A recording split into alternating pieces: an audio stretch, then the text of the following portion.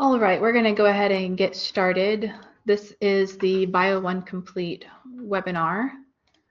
I'm Hannah Mooney. I am a reference librarian here at KDLA. We're going to take questions at the end, but if you have questions you have as we go along, feel free to drop those in the chat, and we can answer some of those as we go along as well.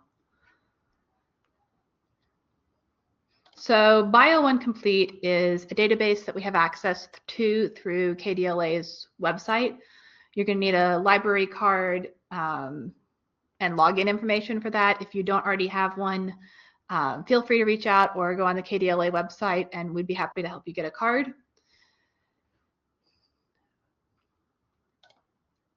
So first we're going to kind of get into what does BioOne Complete actually get you access to. It's a web-based electronic database. So it's going to be a list and access to a bunch of journal articles and in this case eBooks that are available to you as a state employee.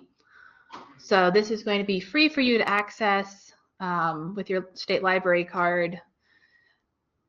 You also can log in off of state internet. So if you are telecommuting with your library card and log in, you'd still be able to access this database. So it's going to ask for your ID and a password. The ID is just going to be your state library account number, and the password would be whatever you set up the first time that you set up your state library card account number. It is possible to have a state library card and not a password. If you don't have a password set up yet, we can help you with that as well.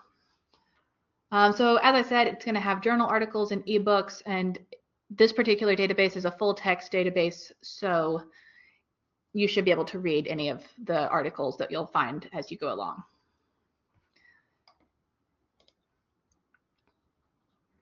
So there's lots of ways to use it. We'll go into a lot more detail on all of this as we go along. You can search with words and phrases. You can search all of the text, keyword, specific fields, that sort of thing. And you're going to be able to print, save, email, set up an account so you can save things for later, that sort of thing. And I apparently forgot to finish that slide. So access and special features. What is this actually going to get you? How are you going to get there? So this is what the KDLA homepage looks like right at the moment. If you look at the top up here and you go to state employees, which, let me see if I can make my cursor. You should be able to see this section right here on state employees is where you're going to go. And once you get into that page, you can either scroll down, or right here on the left is research databases. That's where you're going to access BioOne Complete. And starts with a B. These are alphabetical, so it is right up here at the top. BioOne Complete says search more than 200 leading titles in biological, ecological, and environmental sciences. So it's a pretty quick overview of what you might get out of it. And again, the first time that you log in, you're going to have to select a password. And if you run into any problems, feel free to reach out. Once you get logged in, this is what it's going to look like. This is kind of their home page. I think our information on the other one was a little bit outdated. It says it's 580 journals and ebooks. So again, right here on the home page, it's going to get you a search bar right there front and center. You can type in some keywords and go ahead and hit search. This is not the most complicated way to search it, but if you just want some place to start, this is definitely kind of a quick way to get started with searching. I think most of us are familiar with how search terms work. So now we're going to get into searching the database in a lot more detail. So we've all done searches, Google, otherwise, for, you use a single word or a simple combination of words to search with. There's also Boolean operators and not and or. We'll go into that in more detail here in a second. And important phrases can be put in quotes to keep something together. So if it's a name or a title for something that you need to keep those search terms together, let's just say you're looking for information about the Kentucky River. If you put Kentucky River in there, it'll bring you up information about Kentucky and about various rivers. But if you put it in quotation marks, it's probably going to get you a much more focused search on that specific river than just those two individual terms separately. So kind of a quick example here of how we can search. Based off of the description of what this database has in it, I was thinking about animals. So that's where most of these searches are going to come from. We have fish. So we're going to search for fish. And we can see that that's going to get us, when I did these screenshots, 37,827 results, which is kind of still a lot. Not very, it's displaying 25 per page as the default. That would take a lot of pages to get through all of that information, and most of that's probably not what we're looking for. So let's kind of walk through some of the ways that we would be able to narrow this search down a little bit further. So if we look up here on the top right, there's going to be something called advanced search. It was also on the home screen as well, just underneath the big search bar. And so advanced search is going to get you something that looks more like this. And when it defaults, it pops up fish in the first two terms. I'm not entirely sure why it works like that. But if you replace that second one, okay, if we scroll down, I couldn't get it all into one screen. There's more ways to narrow it down at the bottom based off of the date of publication. So maybe you're only looking for information published in the last, I don't know, 3 to 5, 5 to 10 years. You can narrow down the publication year. Or if there's one specific year that you know you're looking for, let's say you know that you're looking for articles that were just published in 2020. You can narrow down to just that one specific year. So kind of up here, it has multiple fields. You can add another field if those 3 that it gives you by default isn't enough. And you're going to put in the keyword that you're searching for and search what fields you're going to be searching in. And then you're linking it with the Boolean operators over here. And again, what is this line? Are you looking in all fields? Are you looking in author name? That sort of information. So kind of going back to searching a little bit more in depth. For advanced searches, we're going to be linking those ideas with Boolean operators. So and is going to give you only search results that include both of the linked terms. So if we put in that last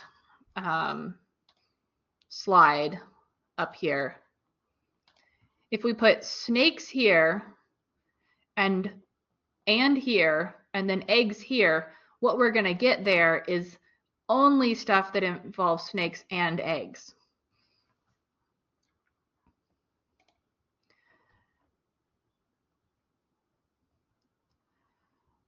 And so if you're wanting to link something with the word or, it's going to give you everything for both results.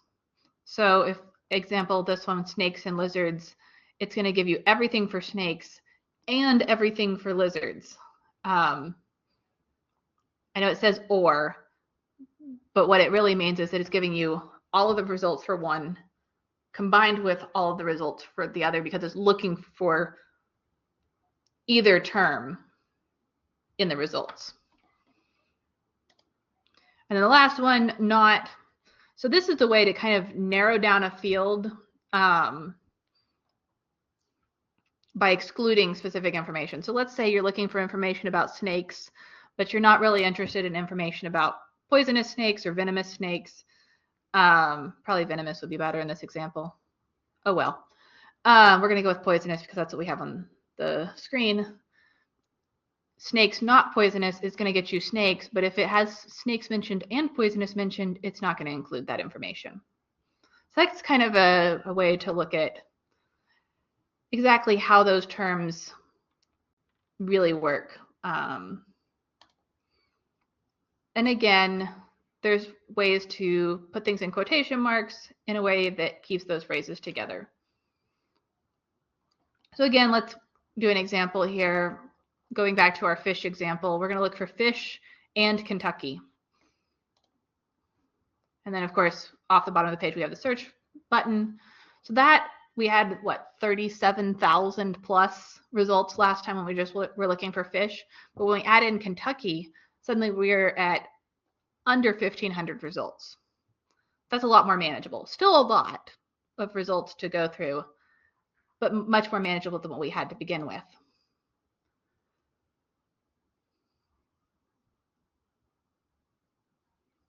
So going back to, let's look at this first answer. Let's click, you can click on it right about here on the name. There's other options over here that we'll get into a little bit later. But for now, let's just assume that we would click on it. And it's going to open up a page that looks something like this. So we have a couple of tabs across the top here. And the article itself is going to be the main thing that it opens up first. So it's going to start with the abstract and go on down all the way through the works cited. And so we can scroll down. We also have options over here if you want to download the paper. Let's say that it's something you're working on a project, you're doing some research, and you know you're going to use this and you want to download it. Maybe you want to print it even. That's definitely an option over here. And if you are using it, whether or not you want to download it, you just want to get the citation because you need to save that for yourself for later. You can click on that and it's going to give you options for citation only, citation or abstract, and a couple of different options for formatting. Or if you just want to copy it, it's up here at the top. So that's a quick way to get the information that you need. So going back to how that page looked like to begin with, we had the article, figures and tables, references. Figures and tables is going to give you exactly what it says, but you can kind of see here that it has, in this case, a table. And again, you can view it bigger if it's not working out for you to look at it this way, or you want to look at it again later and you want to download it.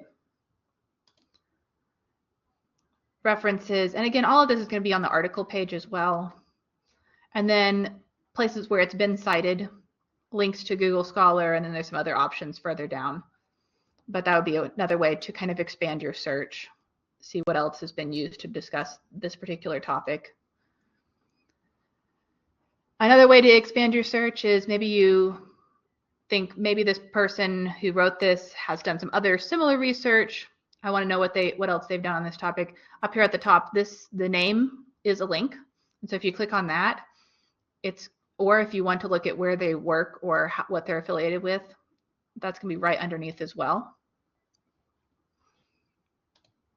So let's go back to, if we click on the name, this particular author, we have 9 search results. It basically turns this into a search as if for the name as the keyword.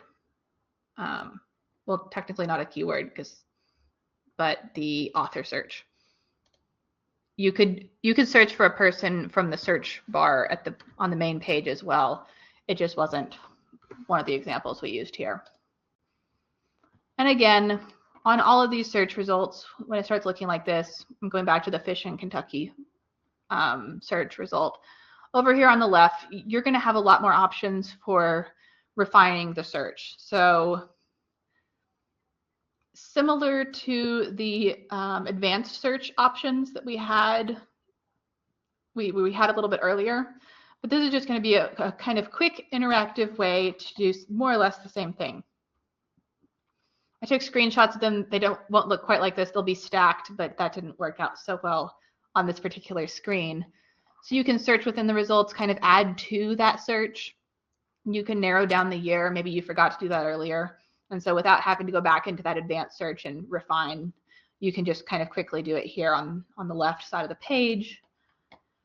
If there's a particular publication that you know that you're interested in, you can either start typing it or you can hit view all titles and it will expand some drop-down boxes. Maybe you want something that has some video, a video component.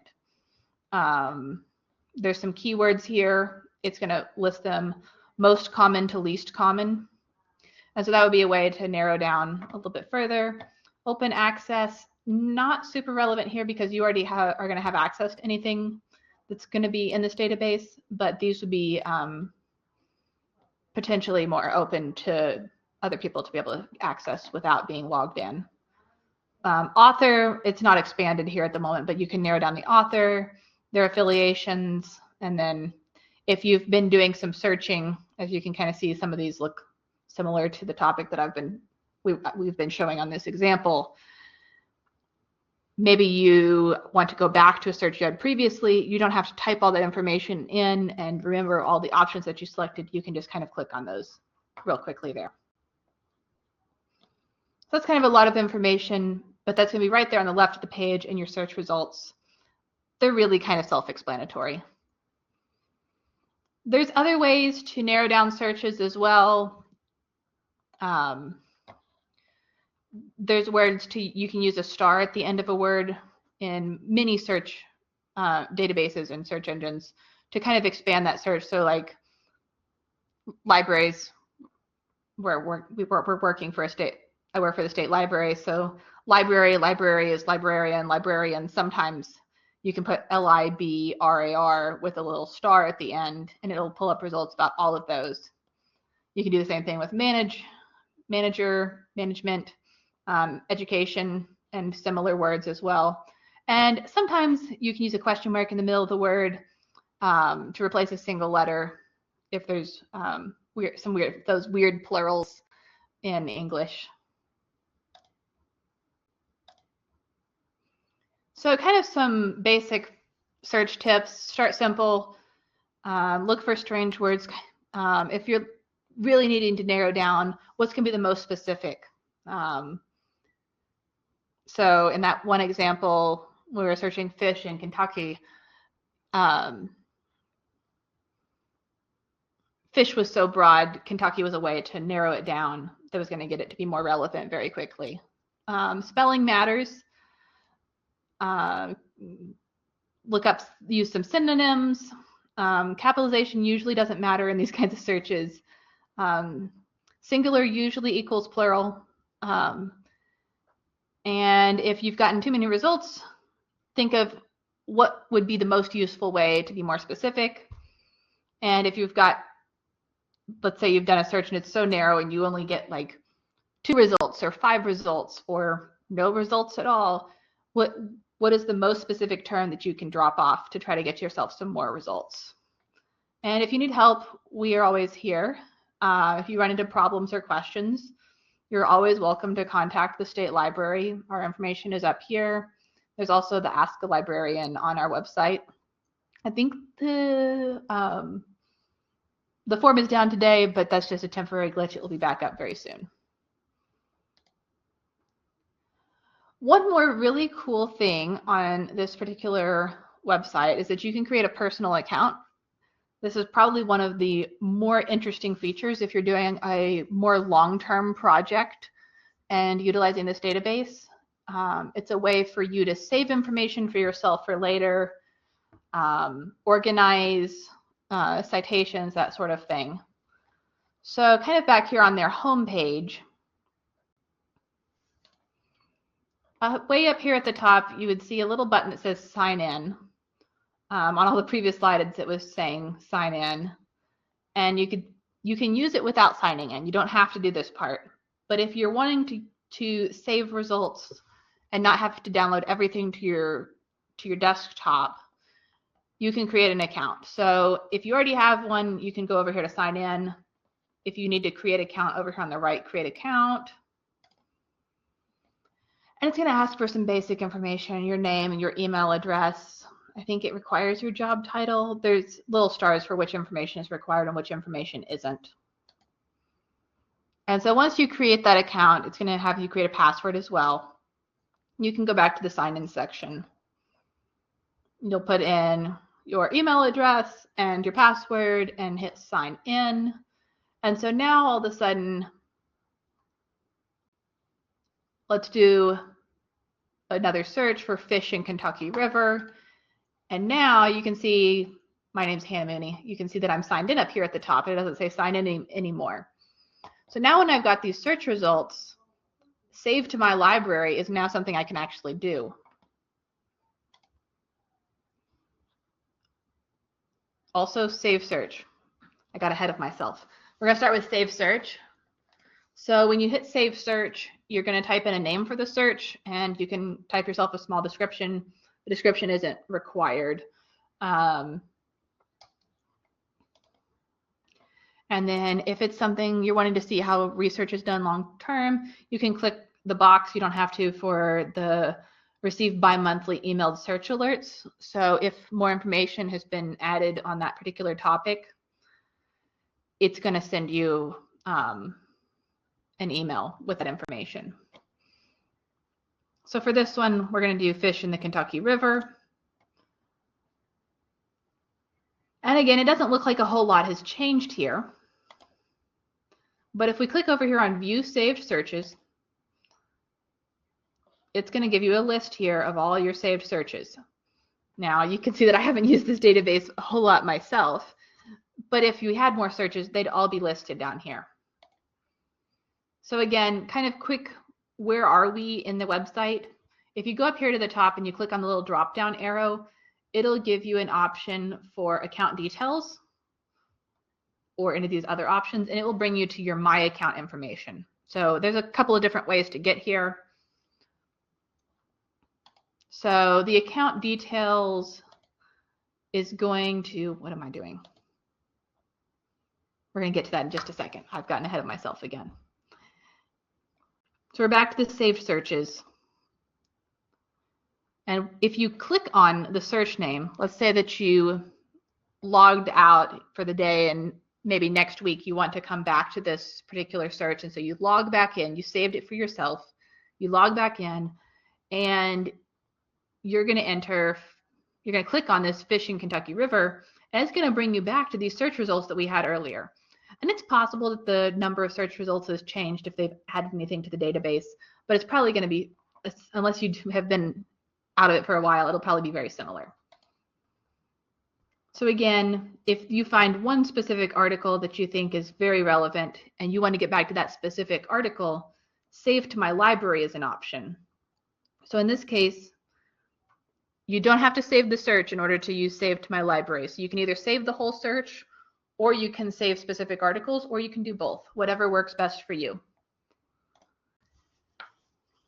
You can also, once you open up the article, you can do save to my libraries right underneath of the download option that we talked about earlier.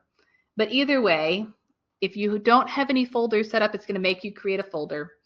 This is kind of a way for you to group specific articles into some kind of topic that you might be researching. If you're researching a specific topic, you're trying to get ready for a presentation, you're trying to, I don't know, write an article yourself. You can kind of group information as needed. You can also save one article to more than one folder. So if you're working on a couple of different projects on a similar topics, but you don't need all of the articles for all of them, you can create different folders and save information in both of them. So again, you're going to have to create a folder if you haven't already. I named this one example folder and then example folder for the webinar. You can see that I was being extraordinarily creative. And so now it's saved into my library. So now we're going to go back and we're going to be back into that My Account section, only this time we're going to be over here on the right in My Library. So right now you can see that I only had one folder over here, and inside of that folder it's going to show you all the saved items. And again, you have kind of the same information you could see before: the date, the title, where the source is, what journal it's from, and then it kind of gives you the same basic options of download a PDF.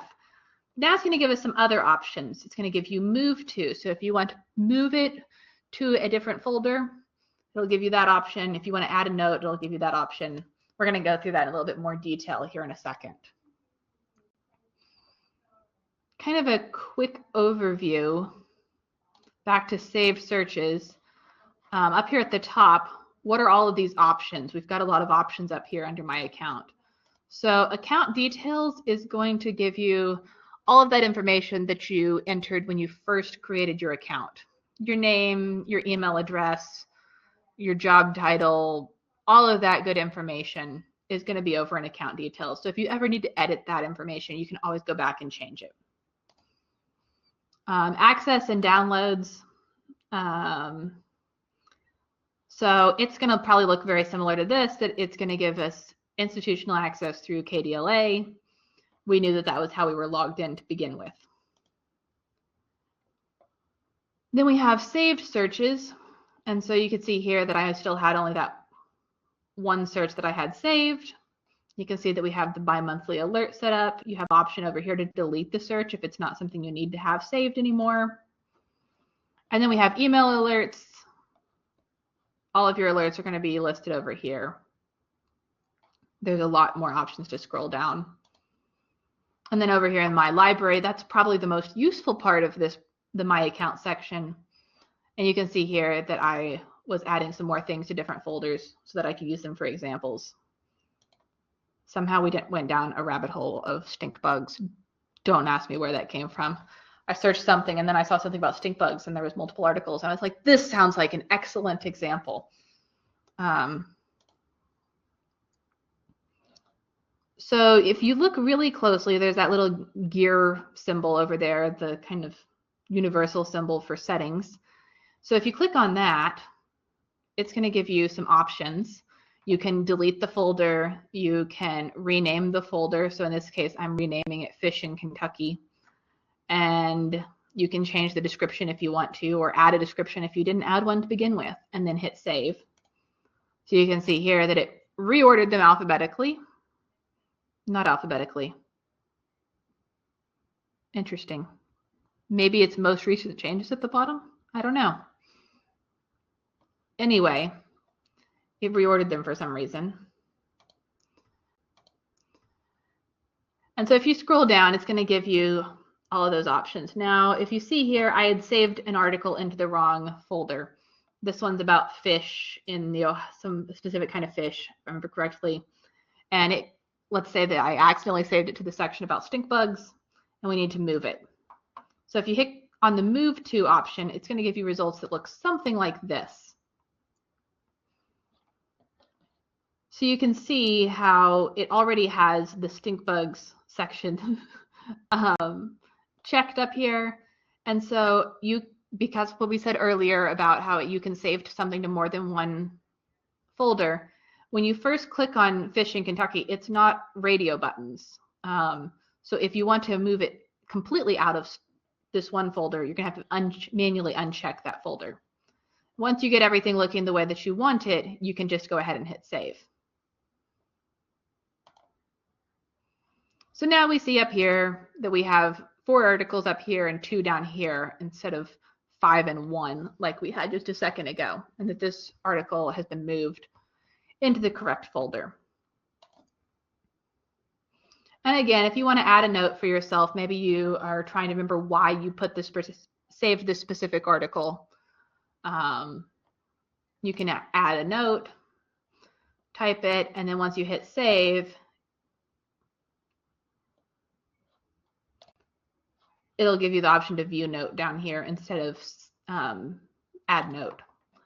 And then you can edit, delete as much as you need to over time. There's very few things I found in this particular database that can't be undone, except for turning off the emails on saved searches. You can undo it, and make them go away, but trying to get them to come back, I got a little stuck on that one. But almost everything else, it's really easy to, if you've moved something someplace that you didn't mean to, it's very easy to just rename something, move it to a different spot, whatever it is that you need to do. And again, downloading is always an option. We've seen this in multiple places inside this database. Pretty much anytime you're looking at an article, download is an option.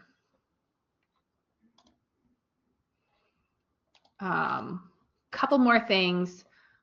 There are ways, I forgot to record some examples on this one, but there are ways to look just for eBooks. They have some specific resources that are books and not journal articles. And that's kind of up here at the top. I didn't go into that in a great deal of detail, but if there's a book that you're wanting to access, that's also here as well. The searching is going to act really the same way as it did for our, what we were searching was everything. So it's going to give us journal articles as well as ebooks. But if you're wanting just ebooks, that is a field that you can narrow things down for. And so that was kind of what we have for this presentation. Thanks to the IMLS for sponsoring this webinar. If anybody has questions, feel free to jump in the comments and ask them. And if there's something you would like for me to show, I can always log back into the database and do a couple more demonstrations if somebody has questions.